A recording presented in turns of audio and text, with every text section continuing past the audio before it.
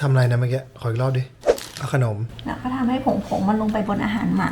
เพราะว่าหมามันไม่ยอมกินข้าวใช่มันจะได้กินขนมมันอยากกินขนมมันไม่อยากกินข้าวอ่ะกินไหมกินก็สปอนอาหารหมาเจ้าไหนที่มั่นใจว่าไม่ต้องใช้ขนมนะคะเข้า Point of View ได้นะคะพร้อมเล่าเรื่องหมาในแง่มุมแบบสนุกและมีสาระ อันนี้คือหน้าอ้อนวอนขอสปอนสวัสดีครับบล็อกกี้สิครับยูสุรายการไอ้เชี่ยตื่นเต้นทำไมผมตื่นเต้นทุกครั้งเลยวะเพราะว่าคนที่อยู่ข้างคุณสวยมากคุณเลยแบบว่าสวัสดีครับยืนต้องสู่รายการบอสถ่ายอะไรไม่ตื่นเต้นเลยไม่เลยมันวันนี้ไม่ใช่บอสถ่ายอะไรอีกแล้วเพราะว่าเรามากับคนที่เคยมาออกรายการนี้แล้วคุณเป็นคนแรกเลยนะที่มาออกรายการนี้ครั้งที่2โอ้ยย่าขอให้รู้ไว้ว่าทุกคนจดจ้องที่จะดูรูปคุณอยู่ค่ะวิวถ่ายอะไรช่วงนี้เหรอคะถ้าเปิดกล้องมือถือมาเนี่ยเกือบ 100% นะคนที่เพิ่งเลี้ยงสัตว์ในกล้องมันจะไม่ค่อยมีรูปอะไรหรอกก็จะมีแค่แบบว่าหมาหันหัวนิดนึงหมาหันหัวอีกนิดนึงหมาเลียหมากินหมาทำทุกอย่างเขาเรียกว่าอะไรคะอยู่กับเราตลอดเวลาติดเรามากยกเว้นตอนเดียวคือตอนที่เราอยากเอามันมาทำมาหากินแบบถ่ายออกกล้องอะไรเงี้ยมันก็จะไม่อยู่พอเวลาที่เราอยากจะไม่ให้มันออกกล้องเนี่ยมันจะอยากเข้าเวลาที่มันอยากเข้าอ่ะมันไม่ได้อยากเข้าทั้งตัวมันอยากเข้าแค่เสียงเนี่ยอย่างเนี้ยได้ยินเสียงไหมมันจะเอาของเล่นมาแล้วก็อย่างเงี้ยแต่ไม่ออกกล้องให้เห็นนะจะอยู่หลังกล้องแล้วก็หมูกระทะนี่ไหมหมาชื่อหมูกระทะทุกคน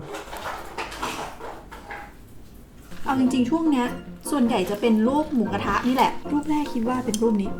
เป็นรูปหมูกระทะที่น่าดูมันคือรูปหมามันไม่ใช่หมูกระทะมันเป็นหมาเป็นหมาที่ชื่อหมูกระทะไงมันมีหมูกระทะที่ชื่อหมาปะร้านหมูกระทะที่ชื่อหมาถ้าใครมีร้านหมูกระทะที่ชื่อหมาก็ติดต่อมาได้นะคะเดี๋ยวจะพาหมาที่ชื่อหมูกระทะไปเยี่ยมแล้วคุณบอกคุณมีวิดีโอด้วยเป็นคลิปที่หมูกระทะมาบ้านวันแรกๆคือต้องบอกก่อนว่าหมูกระทะไม่ใช่หมาของวิวคนเอามาฝากไว้เพราะว่าเขามีความจำเป็นบางอย่างเพราะฉะนั้นมันจะมาอยู่กับเรานานพอสมควรแต่ว่าก็คือเห็นมันมาตั้งแต่เด็กๆแต่ว่าอาจจะไม่ได้เลี้ยงแบบเลี้ยง 100% ก็เลยไม่รู้ว่ามันอยากกินอาหารมนุษย์แล้วก็ไม่รู้ว่ามันไม่ชอบอาหารหมากิจกรรมประจำวันทุกวันนี้คือหลอกล่อให้หมูกระทะกินข้าวคนพบวิธีทำให้มันกินข้าวกินนมไม่ได้กินนมนี่แล้วมันกินจริงๆเลยกินจริงแล้วไม่ต้องเอาใส่ลงไปด้วยลมก็พอละคุณควักวิญญาณของคอนเน่เข้าไปใส่ในอาหารหมาได้ใช่แล้วมันก็กินผมว่าคุณมีความสามารถแต่ว่าวิธีนี้ใช้ได้ประมาณ10 ครั้งแรกเท่านั้นมันจะเริ่มหันมาแล้วก็ทำหน้าประมาณว่าคุ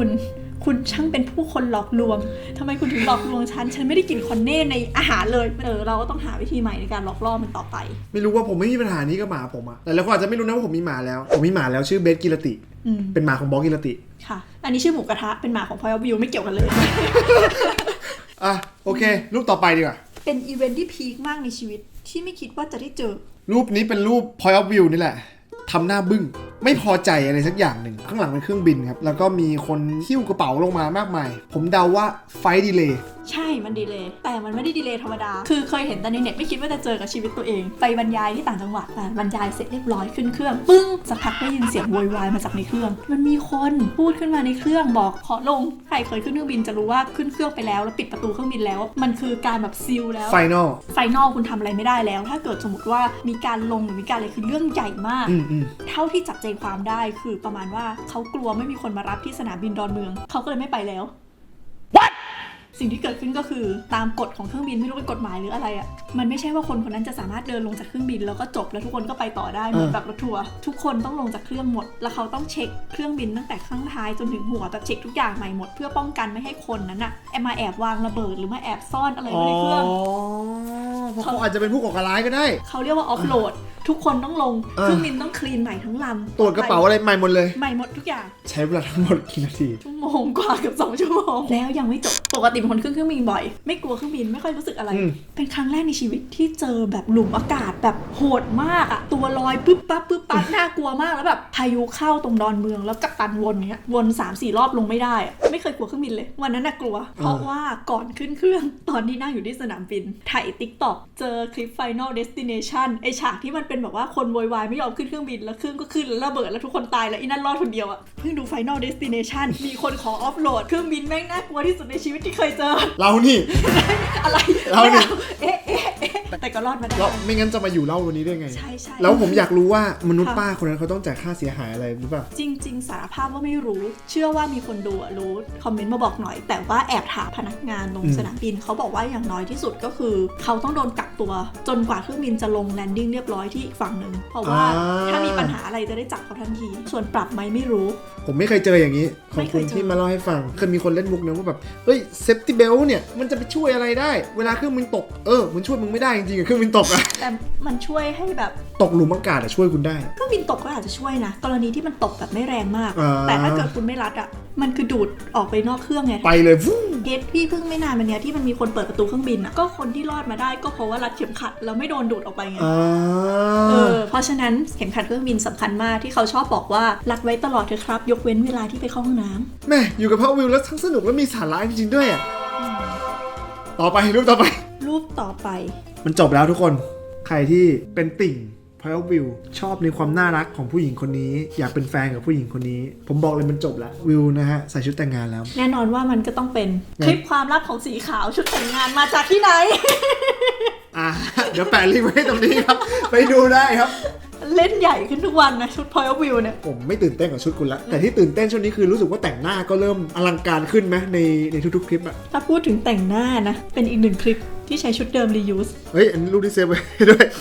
อันนี้เป็นรูปพ่อวิวในชุดแต่งงานเมื่อกี้แหละแต่ว่าคอนเทนต์อะไรเนี่ยแบบเจ้าสาวฆาตกรรมอะไรอย่างนี้ป่ะ คลิปชื่อว่าเจ้าสาวผีประเพณีแหวกแนวสุดแปลกอะไรประมาณนี้ อ๋อ เป็นประเพณีในประเทศจีนที่แบบเป็นเรื่องแต่งงานกับผี วิวก็เลย cover เป็นเจ้าสาวผี ใช่ แต่ผมว่าผมเจอผีนี้ผมอาจจะไม่กลัวเท่าไหร่ มีความพยายามถ่ายคลิปว่าตอนแต่ง เพราะแบบว่าเดินเข้าห้องมาแล้วเจอหมูกระทะครั้งแรกอะมันจะรีแอคยังไง แล้วมันเรียกไงวะ มันเฉยๆอะหมามันรับรู้กลิ่นอะมันไม่ได้รับรู้ว่าแบบเราสวยหรือเราไม่สวยหรือเราอะไรยังไงอะ อ๋อโอเครูปต่อไป รูปนี้ นี่เป็นอาร์ตทอยนะฮะ เป็นอาร์ทอยมาริโอ 32,500 ครับผมอาร์ตทอยอันนี้ทำไมคุณถึงถ่ายรูปอาร์ตทอยชิ้นนี้ไว้ จริงๆมันเป็นรูปมาริโอแหละแต่ว่าตอนที่เดินไปเจอไม่รู้สึกถึงมาริโอทุกคนนึกถึงใครในหัวมีคนนึงเด้งขึ้นมาเลย ใคร พี่ฮ่องเต้เหมือนมาก เหมือนพี่ฮ่องเต้ปั้นตัวเองอ่ะ วินาทีที่เห็นอะโทรหาพี่ฮ่องเต้เลยแบบพี่เจอตัวนี้มาหน้าโคตรเหมือนพี่เลยว่ะ พี่ฮ่องเต้วะใช่รู้สึกเหมือนกันก็ตามหาอยู่ตอนนั้นเกือบอุ้มไปให้แล้ว แล้วได้ซื้อป่ะ เขาบอกไม่เป็นไรเดี๋ยวเขาไปอุ้มเองแค่บอกพี่กัดมาก็พอไม่รู้ว่าเขาได้ไปอุ้มทำไมตามนั้น ถ้าพี่ฮ่องเต้ดูคลิปนี้อยู่ก็บอกด้วยนะครับว่าสรุปได้ไปอุ้มตัวนี้ไหม สำหรับใครที่ไม่รู้ว่าพี่ฮ่องเต้ใครก็อาร์ตออฟฮ่องเต้นะคะ อาร์ตฮ่องเต้เป็นศิลปินพี่ฮ่องเต้ก็ไม่เจอกันนานแล้วนะพี่ฮ่องเต้นะ รูปต่อไปฮะรูปนี้เป็นถ้าใครอยากเห็นภายใต้ข้างในของวิวเนี่ย อันนี้ลึกสุดที่เห็นได้แล้ว คุณเห็นถึงไส้ถึงพุงเลยอ่ะ อุ้ยทะลุไส้ทะลุพุงไปอีก นี่ รูปเอ็กซเรย์ รูปเอ็กซเรย์เชิงกลางร่างกายของวิวแถว กลางตัว ไม่รู้ภาษาแพทย์เขาเรียกอะไรทำไมฮะผมเห็นรูปกระดูกสันหลังแล้วก็มันเอียงๆนิดนึง คนพบว่ากระดูกสันหลังเริ่มบิด แก่นั่นเอง ไม่ใช่ นั่งผิดท่า เป็นคนที่ติดนั่งไขว่ห้าง นั่งแบบห้อยขาอย่างเงี้ยธรรมดาแบบนึงจะรู้สึกว่าแบบมันต้องไขว่ห้างอะแล้วก็ปวดหลังเป็นคนปวดหลังทำไมวิ่งนิดเดียวถึงแบบเจ็บหลังง่าย ที่ผ่านมาก็จะแบบวิ่งแล้วเจ็บไม่วิ่งดีกว่าเป็นข้ออ้างมาเรื่อยๆคนพบด้วยการไปหาหมอแล้วคนพบว่ากระดูกสันหลังบิดมันเลยทำให้เวลาวิ่งอ่ะเจ็บง่ายกว่าชาวบ้าน แก้ยังไงอ่ะ กายภาพค่ะ ทุกวันนี้กายภาพไหม ตอนนี้จบคอร์สกายภาพแล้วคิดว่ามันน่าจะดีขึ้นแล้วก็เป็นสิ่งหนึ่งที่ถ้าบอกเด็กๆได้ก็ทำตัวเองให้ไม่ชินกับการนั่งไขว่ห้างเนาะเพราะว่าค่ากายภาพแพงมากกายภาพครั้งหนึ่งประมาณ 3,000 แต่มันไม่ได้ทำครั้งเดียวจบมันคือทำอาทิตย์ละอย่างน้อย1ครั้งถึง2ครั้งต้องกี่ครั้งก็อย่างน้อย4อาทิตย์ขึ้นไปแล้วแต่เคสว่าหนักแค่ไหนก็หลักหมื่นแล้วถ้าสมมติว่าไม่ไปกายภาพหมอนรองกระดูกทับเส้นประสาทหลักแสนผ่าไม่งั้นครึ่งล่างอาจจะพาราไลซ์ได้ใช่เราแก่แล้วว่าวิวเราไม่แก่เธอแก่เราเด็กช่วงนี้มีงานอดิเรกใหม่เนื่องจากเพิ่งกลับจากออสเตรเลียแล้วก็เป็นทริปแบบส่องสัตว์โลกแล้วแบบดูในคลิปจะเห็นว่าแบบไปดูโคอาล่าไปดูตุ่นปากเป็ดก็เลยตั้ง achievement ให้ตัวเองในการไปเที่ยวออสเตรเลียคือไปเจอแอปหนึ่งมามันเป็นแอปสำหรับดูนกก็เลยตั้งว่าแบบเราไปออสเตรเลียเราจะเจอนกแปลกๆกี่ชนิดเหมือนเก็บโปเกมอนในโปเกเด็กใช่แต่เป็นแบบ real life เพราะว่าแอปนี้มันเหมือนแบบถ่ายรูปนกปุ๊บมันจะบอกเลยว่าชื่ออะไรมันมี AI คอยดีเทคให้ว่านี่นกอะไรแอปชื่ออะไรฮะเมอร์ลินแล้วรูปนี้ก็เป็นหนึ่งในรูปที่เก็บมาได้แบบภาพมัวๆของนกตัวหนึ่งเราก็จะเริ่มรู้จักชื่อนกมากขึ้นแต่ตัวนี้เป็นตัวที่แปลกคือตอนที่ไปออสเตรเลียจะเจอตัวอื่นก็เป็นแบบนกที่เดินอยู่หลายตัวเลยมีตัวเนี้ยมันอยู่กลางทางแล้วมันก็เกาะอยู่ที่พื้นแล้วคนก็ลุมถ่ายรูปมันเยอะมากเพราะมันเป็นนกตัวขนาดประมาณเนี้ย นกตัวใหญ่เท่าหมาเนี่ย แล้วมันก็ร้องแบบปิ๊บๆอะไรของมันไม่รู้ว่าทำเสียงอะไรไม่เดี๋ยวมันไม่เหมือนมันจำไม่ได้ไงนะเอาเป็นว่าเสียงร้องมันแปลกก็เลยไปส่องปุ๊บแล้วก็ดูปรากฏว่ามันชื่อนกคุกคาบาร่าแล้วมันภาษาอังกฤษมันจะชื่อ laughing คุกคาบาร่าคุกคาบาร่าเป็นเสียงหัวเราะของนก หัวเราะเป็นคุกคาบาลาคุกคาบาลาจริงป่ะ ไม่รู้เดี๋ยวนะ โอ้มันมีเสียงนกให้ด้วย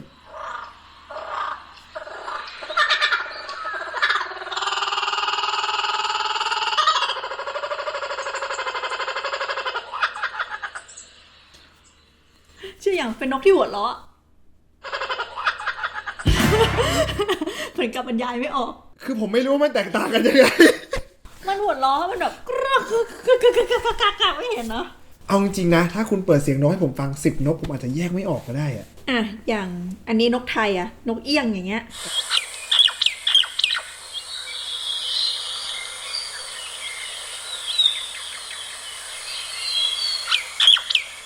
อันนี้เป็นเสียงที่เราคุ้นเคยกันในประเทศไทยมันจะแบบจิ้วจิ้วจิ้วจิ้วอะไรแต่ไอ้คุกคาบาร่าเมื่อกี้มันแบบเฮ้ยวันนี้ผมเพิ่งรู้ว่าคุณชอบดูนกคุณต้องเริ่มซื้อกล้องส่องบ้านนักดูนกเขาต้องซื้อกล้องส่องกันคือยังไม่ได้เข้าวงการดูนกเต็มตัวแต่แค่รู้สึกว่าไปออสเตรเลียแล้วมันไม่มีอะไรก็เลยหาโกให้ตัวเองเวลาเดินไปตามที่ต่างๆจะได้สนุก enjoy ไหมก็จอยดีนะก็เจอนกแปลกๆโอเครูปต่อไปครับตัววอมแบทคือตัวอะไรวะเนี่ยว อมแบทเป็นสัตว์ของออสเตรเลียที่คือจริงๆมันอยู่ในวงเดียวกับจิงโจ้นะแต่ว่าหน้าตามันไม่เหมือนกันมันมีถุงหน้าท้องด้วยมันเหมือนหมีทุกคนตอนนี้คือกำลังลุ้นอยู่มันขี้หรือเปล่าแล้วมันขี้ไหมมันไม่ขี้มันแค่ฉี่ที่ต้องลุ้นว่ามันขี้ไหมเพราะว่าจริงๆเล่าไปในคลิป Point of View แล้วมันเป็นสัตว์ชนิดเดียวในโลกที่ขี้ออกมาเป็นลูกบาศก์สี่เหลี่ยมขี้เป็นรูปสี่เหลี่ยมแล้วเอามาวางเรียงกันเฮ้ยทำได้ไงรูตูดเป็นสี่เหลี่ยมเหรอไม่รูตูดเป็นกลมๆแต่ว่าอุปกรณ์การขี้ลำไส้ใหญ่แต่ละด้านมันแบบมันหนาไม่เท่ากันแล้วมันจะพยายามปั้นขี้มันก้อนสี่เหลี่ยมก่อนขี้ออกมา What the fuck เฮ้ยมหัศจรรย์ว่ะคือตอนที่รู้ก็เลยไปรอดูว่าแบบมันจะขี้ไหมอยากเห็นกับตาก็เลยถ่ายรูปนี้เอาไว้เพราะมันทำท่าเหมือนหมาขี้ก็เลยคิดว่ามันจะขี้ปรากฏมันแค่ฉี่วิวไปสวนสัตว์ไปดูวอมแบทขี้เป็นลูกบาศก์ครับเป็นสัตว์ที่อยากดูมันขี้ส่วนสัตว์อีกชนิดนึงที่ไม่อยากเห็นมันขี้เป็นสัตว์ที่หลายคนชอบไปดูเวลาไปสวนสัตว์ชอบไปยืนเกาะกรงแต่มันจะเป็นสัตว์ที่วิวจะไม่มีวันไปเกาะกรงมาเด็ดขาดฮิปโปทำไมฮะเคยเห็นคลิปฮิปโปขี้ปะไม่ฮิปโปใช้ขี้เป็นตัวบอกอาณาเขตว่านี่คืออาณาเขตของฉันดังนั้นเวลาขี้มันไม่ได้ขี้เหมือนสัตว์อื่นที่แบบปล่อยปรึ๊ดออกมามันจะขี้ออกมาเป็นเหลวๆแล้วหางฮิปโปมันจะตีเป็นเฮลิคอปเตอร์เพื่อตีขี้ให้กระจายไปไกลที่สุดเพื่อที่จะบอกว่านี่อาณาเขตฉันโหนี่คือสัตว์ที่จะไม่มีวันไปเกาะกรงเพราะรู้ว่ากรงแม่งแบบกลัวมันสปินขี้มันสปินเกินกรงแน่ๆผมไม่อยากจะเชื่อว่าผมจะมาฟังคุณเล่าเรื่องขี้สัตว์แต่มันมีสาระไหมมีผมแปะคลิปคุณไม่ทันแล้วนะเนี่ยคุณพูดมาเนี่ย10 คลิปแล้วเนี่ยไม่คือมันส่วนใหญ่ชีวิตตอนนี้มันอยู่กับคลิปไงคือพอมีเรื่องอะไรน่าสนใจเราก็เล่าลงคลิปก็แปลว่าถ้าอยากดูอะไรเต็มๆที่พูดมาทั้งหมดเนี่ยมีในคลิปแน่ๆโอเคครับวิวฝากช่องหน่อยครับเอาเป็นว่าใครที่ชื่นชอบกันนะคะก็ติดตามได้ที่ช่อง Point of View รับรองว่าสนุกและมีสาระแล้วก็จะมีเรื่องอะไรที่เยอะแยะมากมายมากกว่าเมื่อกี้ที่เปิดรูปให้ดูโอเคครับแล้ววันนี้ถ้าชอบคลิปนี้นะครับขอบคุณที่กดแชร์ไลค์ subscribe จะไปถ่ายวอมแบทขี้ที่ไหนก็ได้คุณอยากครับเจอกันคลิปต่อไปครับแล้วเจอกันบ๊ายบายสวัสดีค่ะทุกวันนี้สิ่งหนึ่งที่แบบไม่เคยทำเองได้เลยเวลาไปซุปเปอร์มาร์เก็ตไม่ว่าจะพยายามแค่ไหนก็ตามเปิดถุงพลาสติกในซุปเปอร์มาร์เก็ตทำไงสรุปให้พนักงานเปิดให้เป็นของที่แบบไม่คุณเคยทำอย่างนี้ป่ะไม่ได้ไม่รอดมือแห้งมากเป็นคนที่ไม่มีความชื้นในมือเลยไม่ได้ลื่นปืดออกตลอดแต่ขยี้ขยำไม่ออกจนเป็นก้อนก็ไม่ออกเฮ้ยเจ๋งว่ะผมอยากให้คุณไปทำให้ดูว่าคุณทำได้หรือไม่ได้ไม่ได้จริงยังไงก็ไม่ได้แบบไม่ออก